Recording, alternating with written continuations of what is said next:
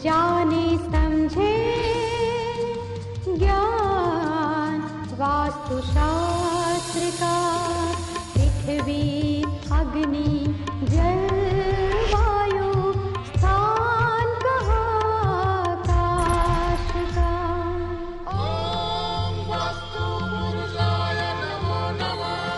खुद ही समझो खुद ही जानो, कहता है क्या घर आपका।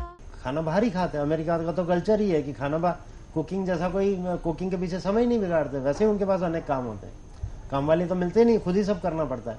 तो कुकिंग वुकिंग का कोई चक्कर ही नहीं है अमेरिकन्स के लिए। इंडियन अमेरिकन्स जो है वो फिर भी आज भी दाल भात शाक रोटी बना के खाते हैं, लेकिन जो अमेरिकन्स हैं उनका ये चक्कर ही नहीं। वो बंजारों की जैसे जीते हैं। जैसे हमारे हिंदुस्तान में बंजारे, आपको पता है बंजारे घर पे खाना नहीं बनाते, ये पता है आपको? वो बाहर ही टपरी के ऊपर ही खाना खाते हैं। रसोई जैसी चीज उनके यहाँ नहीं होती है। तो अमेरिकन्स और बंजारे जो हिंदुस्तान के, दोनों में कोई वो नहीं है। बंजारन औरत भी बीड़ी पीती है, ठीक है, तो वहां की अमेरिकन औरत भी बीड़ी पीती है। बंजारन औरत जो है वो पति के साथ बराबर ही रहती है, ये पता है आपको?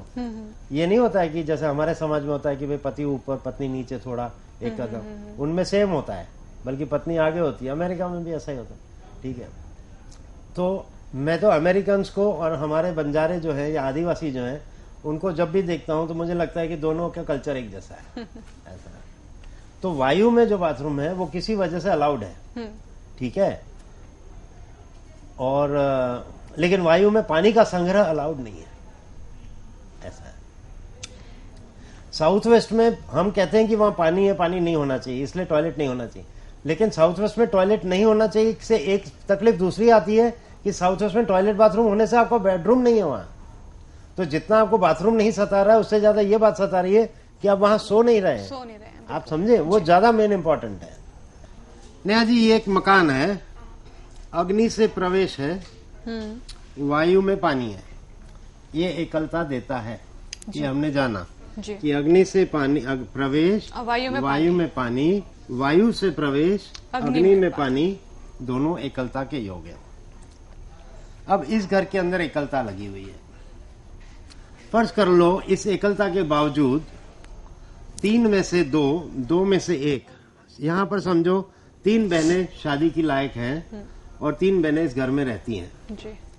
लेकिन किसी तरह से एक की शादी हो गई, तो एक की शादी हुई और वो ससुराल गई। 4-6 महीने के बाद पता चला कि लड़की दुखी है ससुराल में। 2 महीने के बाद पता चला लड़की और ज्यादा दुखी है, और 1-2 महीने के बाद वो लड़की वापस आ गई जी। अब शादी करने के बाद जो लड़की वापस आई वो पति से अलग हुई, उसको एकलता लागू हो गई जी। तो एक चीज इस घर ने क्या दिया, एकलता, ठीक है। अब अड़ोसी पड़ोसी जानने पहचानने वाले यार दोस्त जितने भी हैं, रिश्तेदार हैं, उनके साथ मशवरा हुआ तो बताया कि भाई लड़का तो जो है वो बहुत बुरा बर्ताव कर रहा है और ऐसा नहीं लग रहा है कि लड़की को वापस भेजना चाहिए जी। हाँ जी, ये तो ऐसा ही है, वैसा है। तो बहुत सारे लोगों ने नेगेटिव ही वातावरण खड़ा किया, और नेगेटिव वातावरण जैसे ही खड़ा हुआ तब ये तय हो गया कि हमें कोर्ट में जाना है डाइवोर्स के लिए, ठीक है। लड़के वाले बोल रहे हैं हमें डाइवोर्स नहीं देना है, लड़की वाले कह रही हैं हमें डाइवोर्स चाहिए जी। मतलब कोर्ट मैटर आ गई। कहां से आई? यहां से आ गई। अब कोर्ट में मैटर चली 10 साल चली, 15 साल चली, 15 साल के बाद डाइवोर्स तय हुआ तो जवानी खत्म हो गई। अब ये जो लड़की एक शादी करके गई थी और वापस आ गई है, उसका हाल देख करके ये 2 लड़कियां कुदरती नेचुरली खुद ऐसा बोल रही हैं, पापा हमें शादी नहीं करनी, हमें शादी नहीं करनी, हमें शादी से नफरत हो गई है। अगर शादी करने के बाद अगर बेटियों का हाल ये हो रहा है तो पापा हम आपके घर सुखी हैं, हम अपना नौकरी कर रहे हैं और हम अपना जीवन बसर अकेले कर सकते हैं, ठीक है। तो ये नौकरी किस लिए कर रही हैं? क्योंकि इस घर के अंदर कम से कम लोग रहने चाहिए, इसलिए ये लड़कियां नौकरी के लिए बाहर जा रही हैं जी। तो ये नौकरी वाली ही लड़कियां होंगी, आप समझे। तो ये लड़कियां भी तय करती हैं कि अब हमें शादी नहीं करनी है। इस घर के अंदर शादी नहीं करने का या एकलता का इन 3 लड़कियों को योग कहां से बना?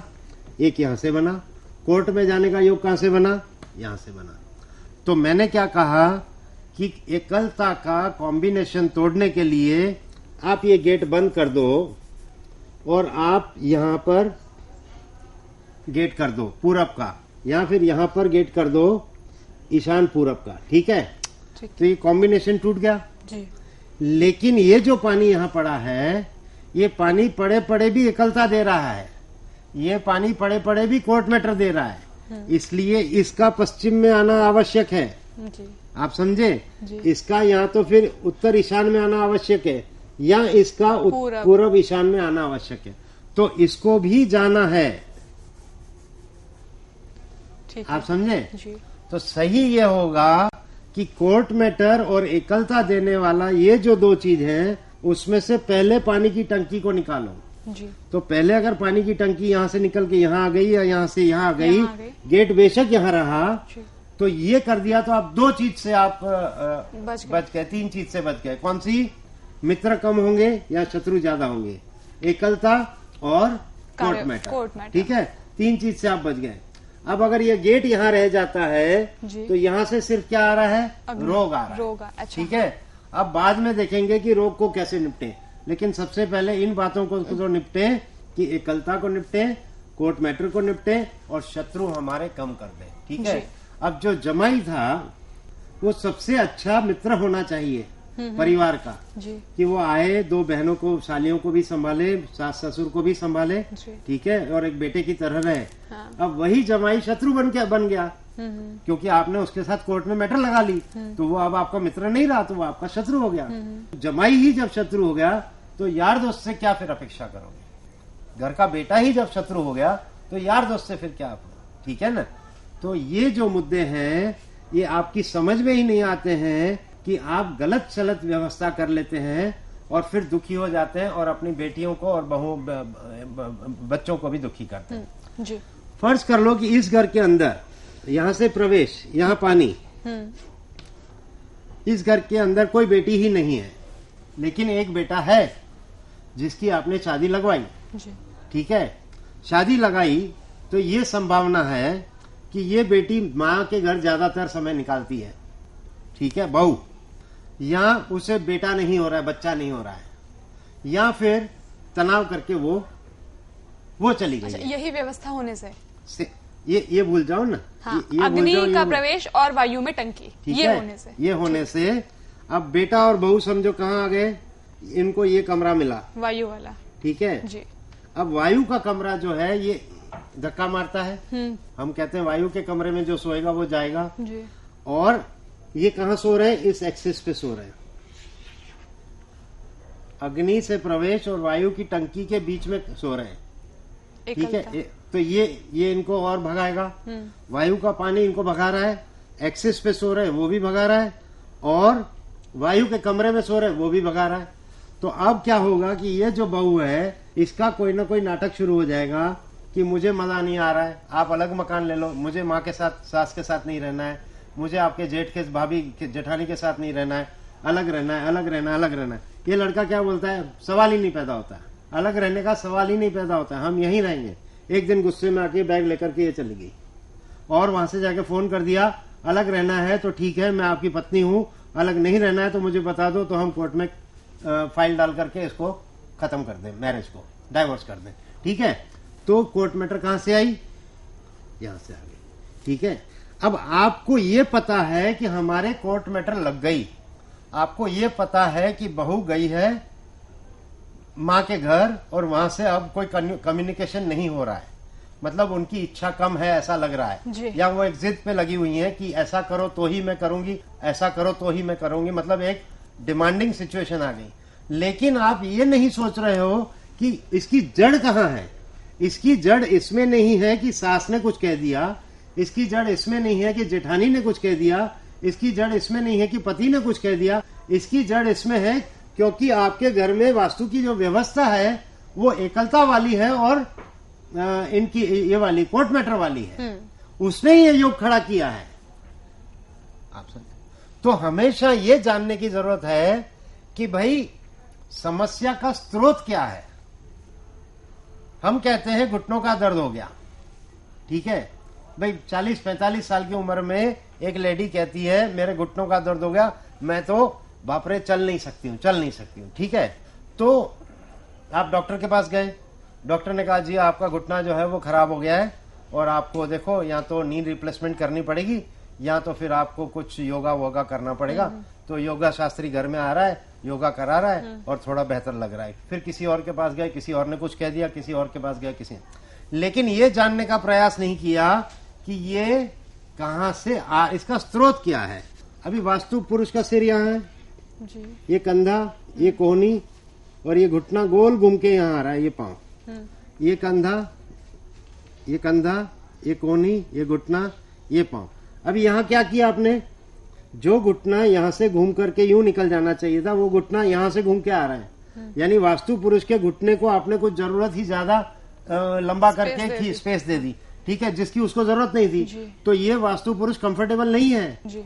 कुछ नहीं है। यहाँ से यहाँ तार डाल दो, यहाँ से यहाँ जब तार डालोगे जमीन के अंदर, तो ये जो लेडी है जो घुटना तोड़ तोड़ के चल रही है, उसके 72 घंटे के अंदर उसके फर्क पड़ जाएगा।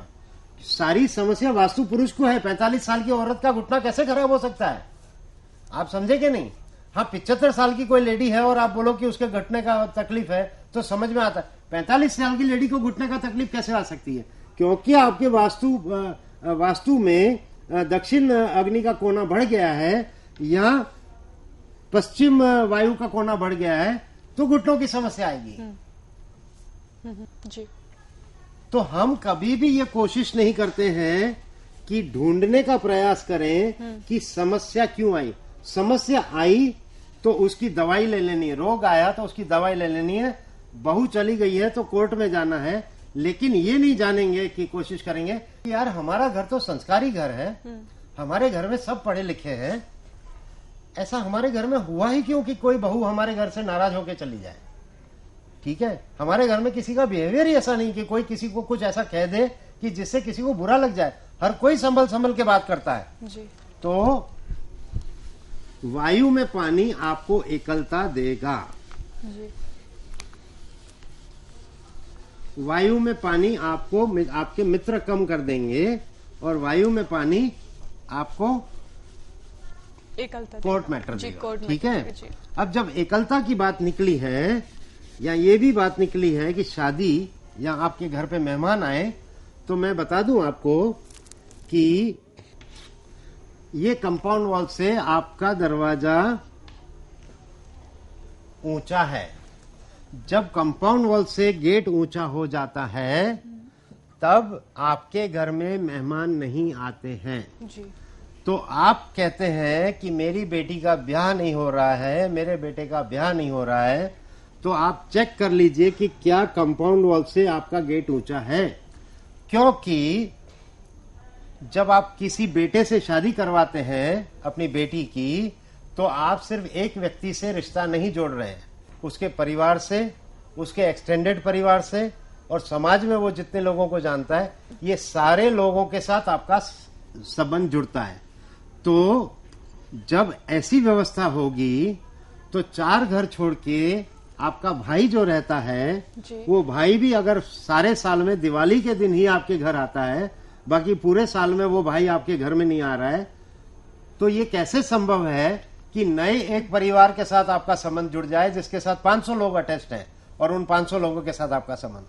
ऐसे मकान में जहां कंपाउंड वॉल गेट से ऊंचा होता है, वहां पर सगा भाई जो 4 घर छोड़ कर रह रहा है वो भी इस घर में प्रवेश करने से कतराता है। कुदरती आपको पता नहीं है वजह क्या है, वजह वो ये है।